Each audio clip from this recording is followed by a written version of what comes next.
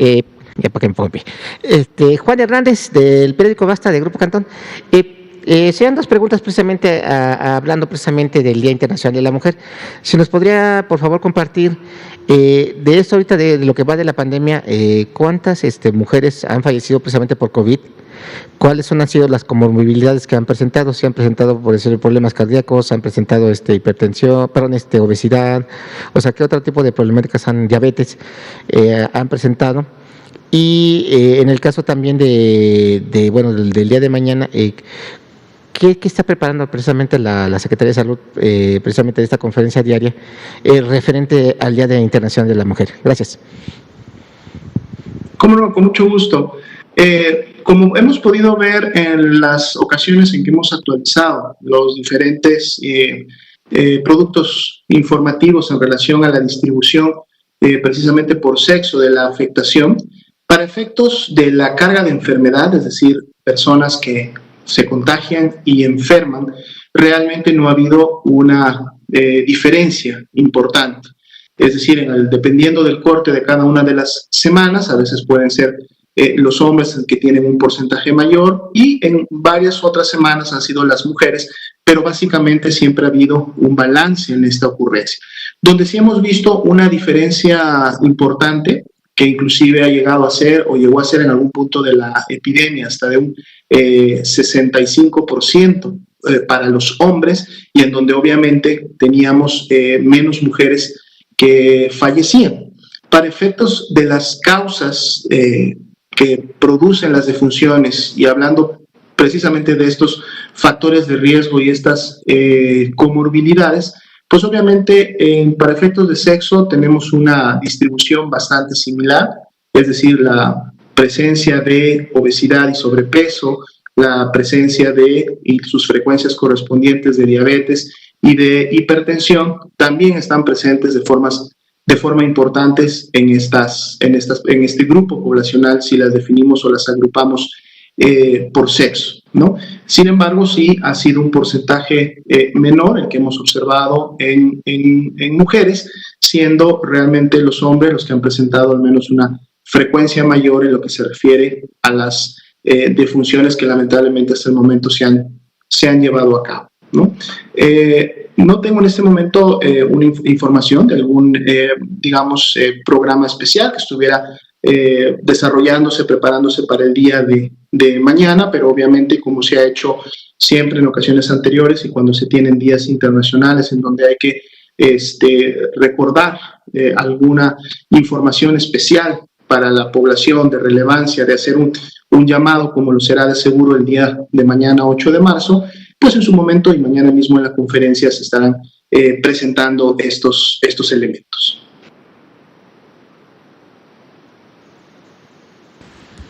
Adelante, por favor. Hola, buenas noches. Ignacio de Alba, de Pie de Página.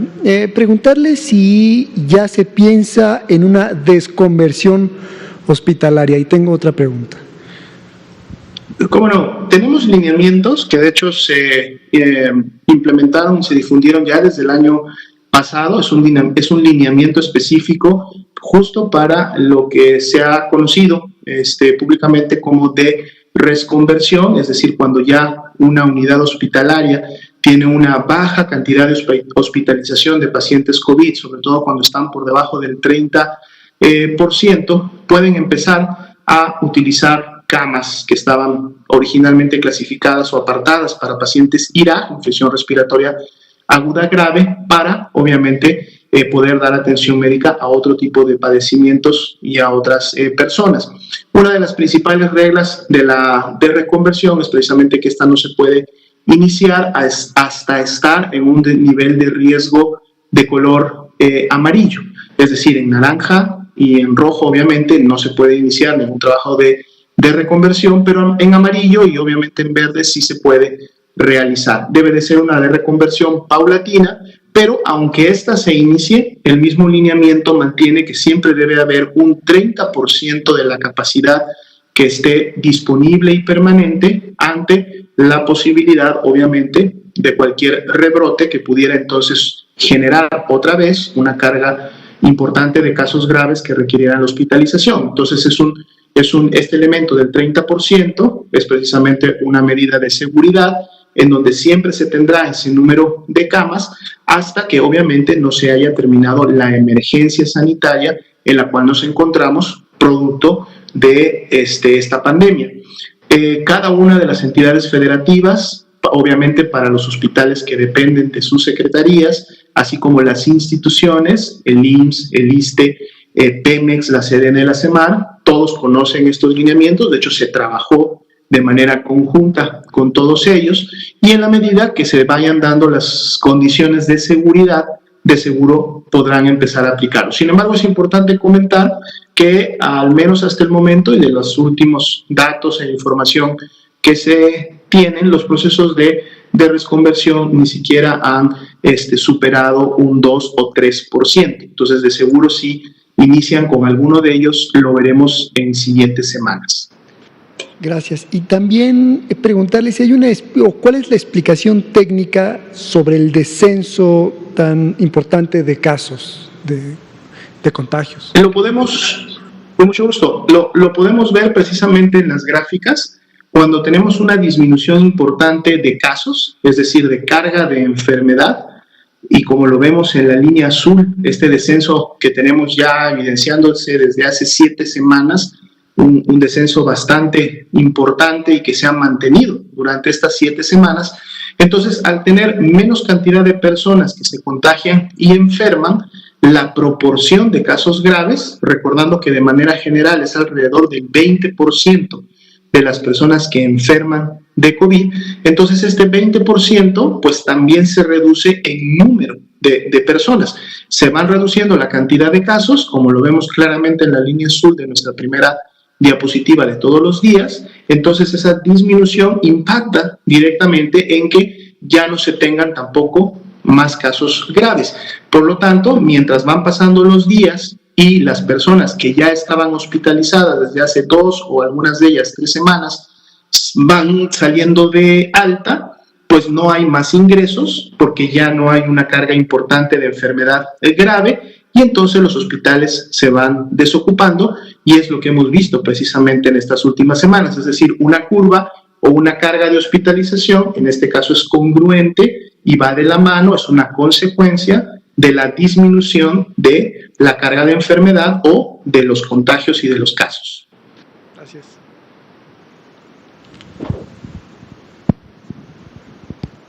Adelante, por favor.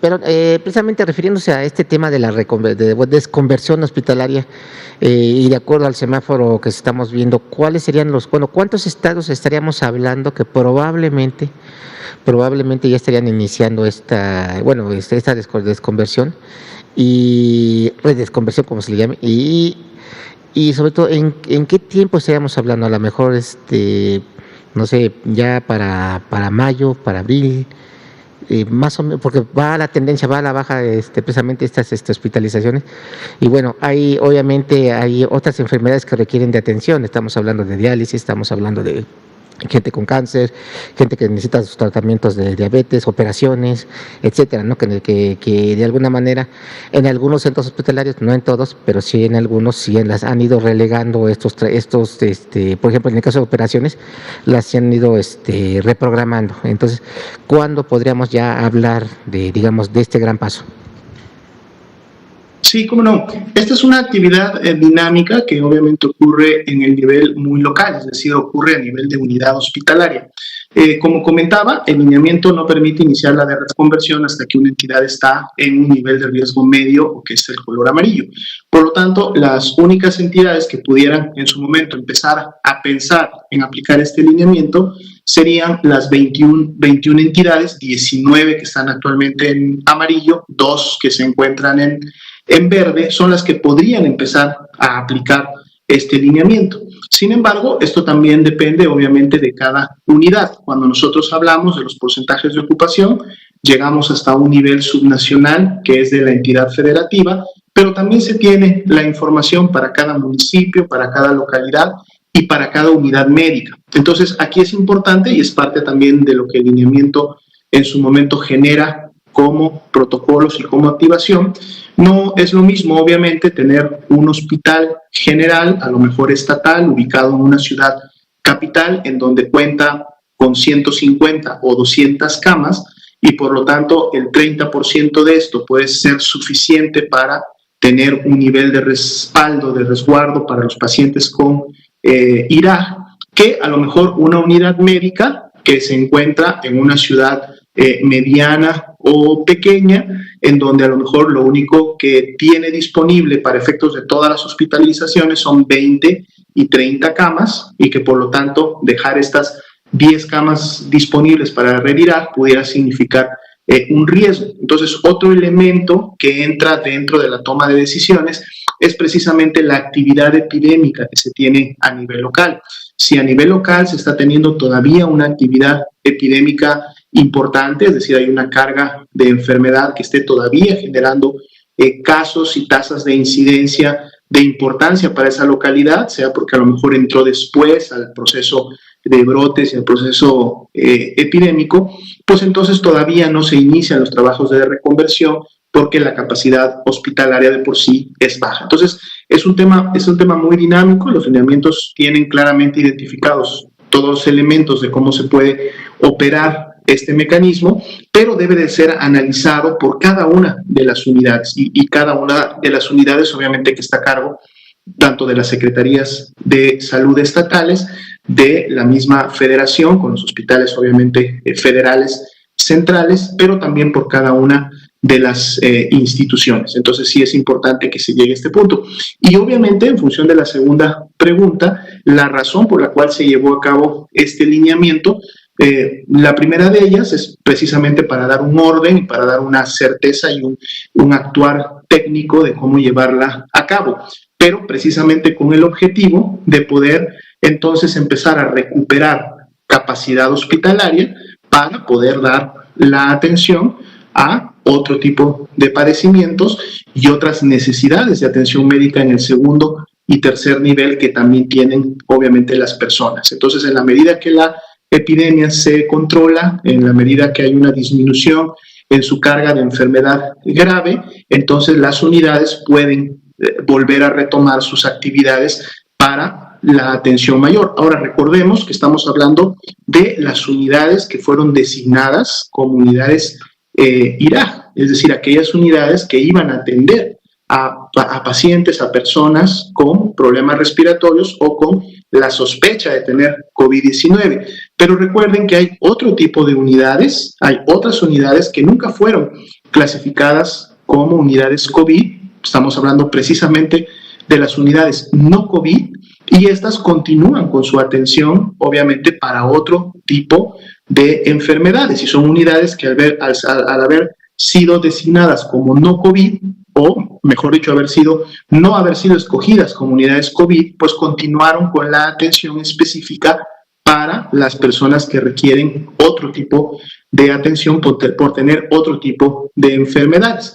Un caso de ellos son, por ejemplo, los diferentes hospitales oncológicos, los diferentes hospitales materno-infantiles u hospitales de alta especialidad, que precisamente por su enfoque continuaron ofreciendo sus servicios, a lo mejor en algunos casos con alguna disminución porque parte de su personal médico tuvo que resguardarse, pero continuaron ofreciendo sus servicios especializados en estas otras áreas a las personas que así lo requerían. Los hospitales de salud mental en todo el país también continuaron dando sus servicios para cubrir este tipo de problemática en la población. Entonces aquí, cuando hablamos de reconversión, no estamos hablando de la totalidad o del 100% de la capacidad hospitalaria del país, sino solamente de aquellos hospitales que por las necesidades de la epidemia tuvieron en su momento que ser clasificados como COVID, y muchas de sus camas tuvieron que ser reconvertidas para efecto de atender a este tipo de pacientes. Adelante, por favor.